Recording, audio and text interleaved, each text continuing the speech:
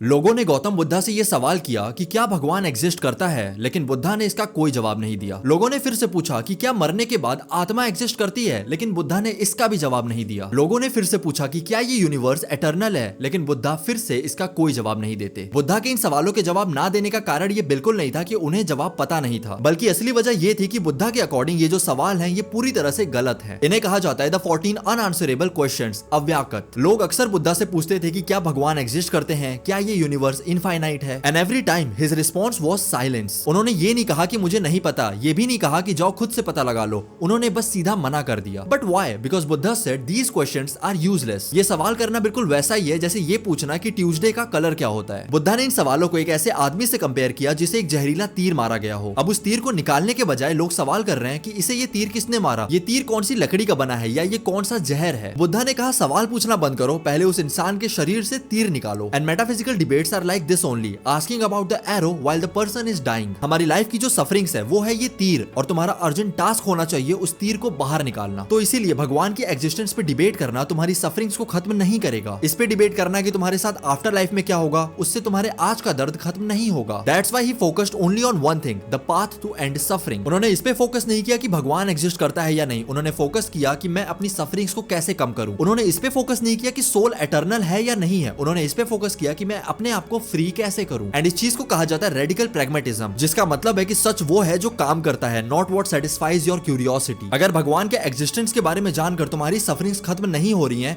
तो भगवान के एग्जिस्ट करने का कोई पॉइंट नहीं है। क्रिटिक्स ने कहा but we need to know the ultimate truth, लेकिन बुद्धा ने कहा तुम्हारे लिए क्या जरूरी है, अल्टीमेट ट्रुथ को जानना या अपनी सफरिंग्स को खत्म करना। जब लोग ये सवाल करते हैं कि क्या भगवान एग्जिस्ट करता है, तब वो अज्यूम करते हैं कि एग्जिस्टेंस एक कैटेगरी है जो भगवान पे भी उसी तरीके से अप्लाई होती है जिस तरीके से चेयर, टेबल, ट्रीज इन सब पे होती है। बट बुद्धा सजेस्टेड कि शायद जो भगवान है वो एग्जिस्टेंस और नॉन एग्जिस्टेंस की कैटेगरी में फिट ही नहीं बैठता। That's why silence was the only answer.